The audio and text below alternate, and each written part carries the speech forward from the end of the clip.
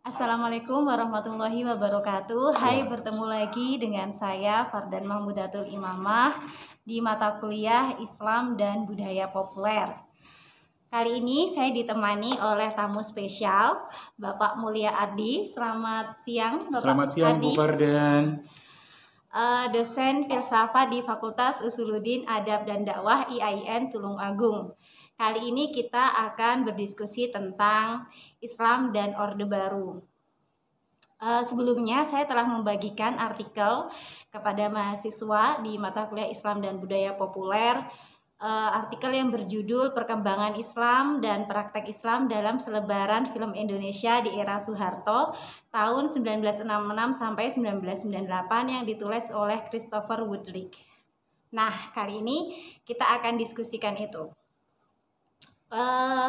Jadi sebelumnya di masa Orde Baru itu, khususnya tahun 94, di perfilman atau industri film itu kebanyakan menampilkan apa ya istilahnya seksualitas yang terang-terangan. Dulu pada masa saya kecil ketika melihat bioskop itu gambarnya itu yang seksi gitu ya. Jadi tempat bioskop bagi orang muslim itu seperti yang serem, itu ada gambar yang tidak senonoh, atau bahkan dilarang keluarga saya untuk nonton bioskop karena dianggap sebagai tempat yang mengundang dosa gitu ya.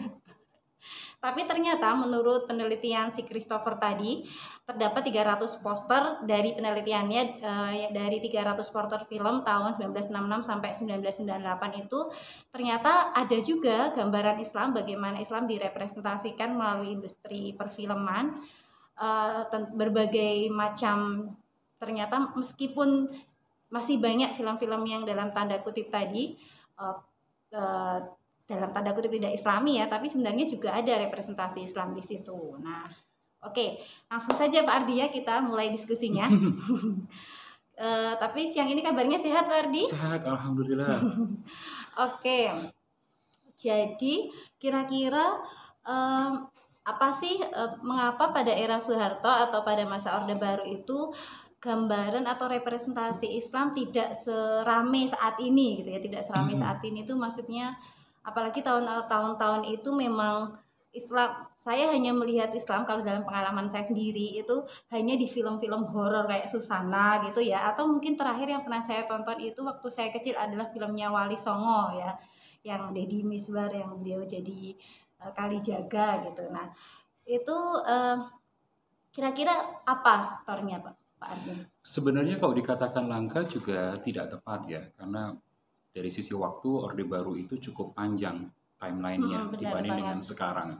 Kalau kemudian harus di-compare apple to apple, jumlahnya mungkin sama, tapi karena kurun waktunya begitu panjang, jadi terlihat langka gitu ya. Dan kenapa kemudian sekarang lebih ramai dan dulu tidak? Ya kita tidak bisa membandingkan tadi apple to apple karena memang situasinya berbeda, waktunya berbeda. Respon masyarakat pada saat itu, contohnya film Wali Songo pun juga dinilai cukup baik, ya kan? Meskipun secara tidak langsung atau ditayangkan secara vulgar seperti film-film yang sekarang kita kenal kayak Ketika Cinta Bertasbih, Air Cinta, atau apa Surga yang yang dirindukan seperti itu, dan mengambil judul-judul khusus yang spesifik mengarah kepada nuansa religiusitas. Tapi dalam beberapa penayangannya tadi sudah dikatakan juga bahwa film Susana pun gitu ya, representasi Islam pun juga ditampilkan. Jadi kalau dikatakan apakah sekarang lebih ramai dibanding dulu, menurut saya, hemat saya, sebenarnya sama saja sih. Cuma memang sekarang perkembangan Islam pun juga cukup meningkat pesat, memberikan reaksi, respon berupa penayangan media yang juga jauh lebih banyak dibanding dahulu.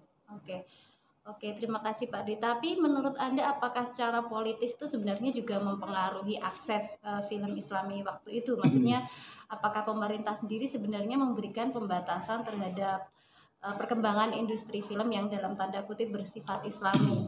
Tentu tidak bisa dielakkan bahwa media, termasuk di dalamnya adalah perfilman itu terpengaruh langsung oleh banyak dimensi, salah satunya adalah politik. Kalau kemudian ukuran waktunya adalah 66, kita tahu sendiri gitu ya, kejadian 65 pasca G30 SPKI, kemudian semangat nasionalisme yang begitu ditonjolkan, kemudian seiring dengan waktu gitu ya, Indonesia mulai terbuka sehingga banyak nilai-nilai yang kemudian diadaptasi, salah satunya Islam itu sendiri. Dan kita juga tahu bahwa fenomena hijab, jilbab gitu, itu juga ada pada era Orde Baru gitu kan, tidak era-era sekarang gitu. Justru gitu ya? Ya sudah mulai maraknya di era-era Orde Baru. Mungkin awal 90-an ya, awal itu 90-an itu sudah mulai kelihatan sekali. Kemudian novel-novel yang Islami gitu ya. 98, saya masih ingat sekali itu ketika saya kuliah, saya sudah membaca buku-buku novel Islam itu. Jadi lately belakangan di era Orde Baru itu kita sudah mulai menerima begitu banyak pengaruh Islam, dan media-media yang terpengaruh oleh nilai-nilai itu pun juga sudah mulai bertambah ya, mulai meningkat gitu.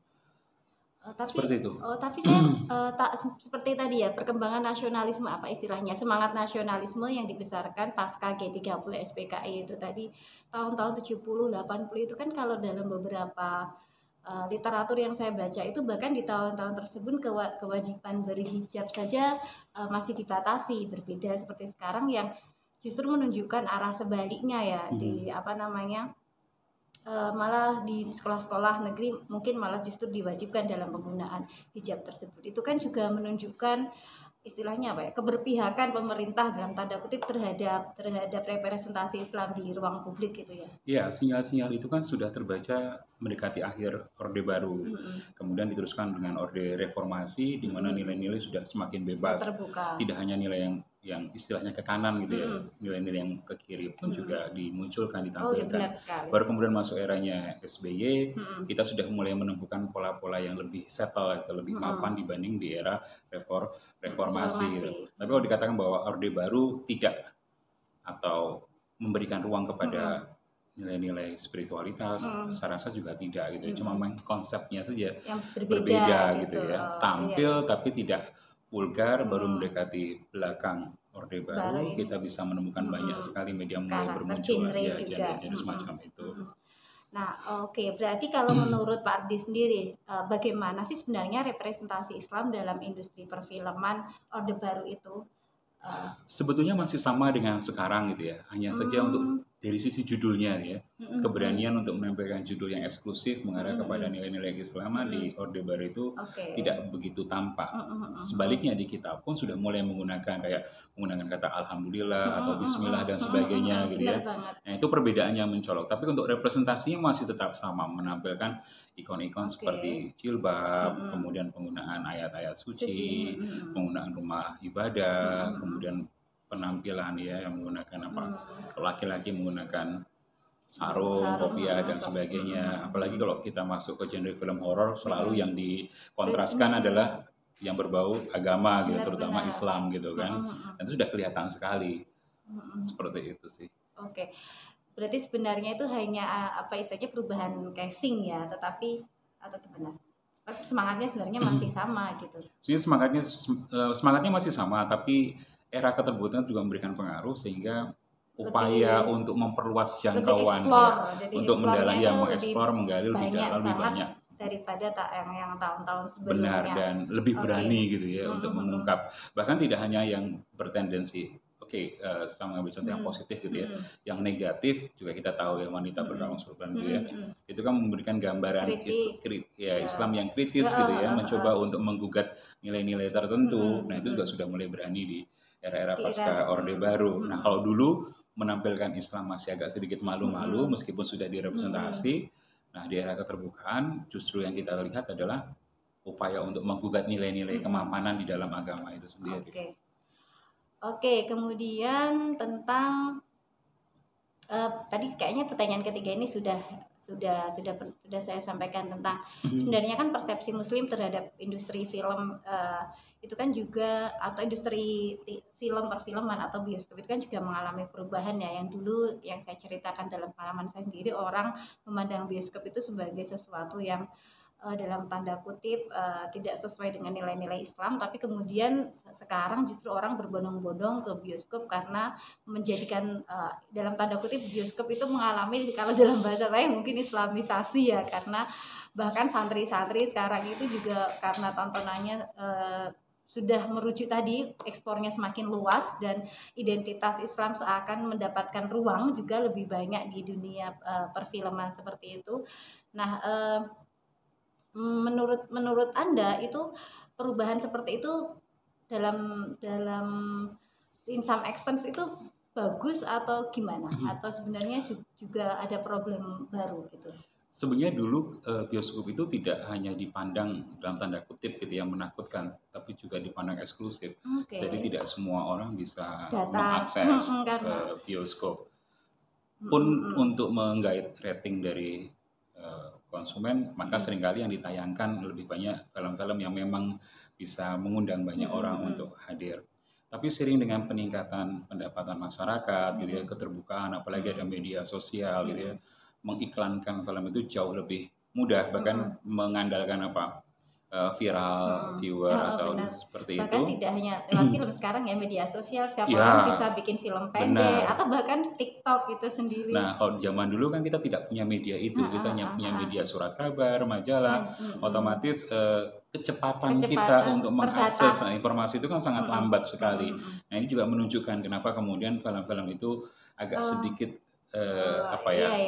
bukan susah ya, tetapi mungkin lama ya untuk kemudian bisa dikonsumsi oleh publik ya, karena faktor itu tadi. Kecuali mereka yang berada di kota besar kemudian melihat secara langsung iklan ya semacam itu, mereka bisa dengan serta-merta menikmati sajian film. Tapi bagi mereka yang tidak tahu nih, yang jauh dari kota dan sebagainya, ya informasi sangat sulit sekali untuk diakses. Nah, itu memberikan dampak juga kepada situasi perfilman pada masa itu.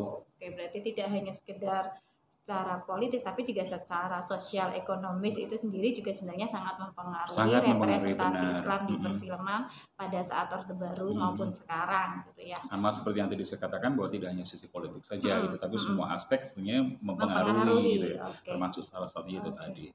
Oke, terima kasih Pak Ardi untuk diskusi kita kali ini. Wah, semoga sangat bermanfaat. Berapa menit ini sudah berlalu ya. Semoga diskusi pendek ini bisa menambah pengetahuan teman-teman tentang diskusi Islam dan Orde Baru pada mata kuliah Islam dan Budaya Populer. Terima kasih. Assalamualaikum warahmatullahi wabarakatuh. Bye.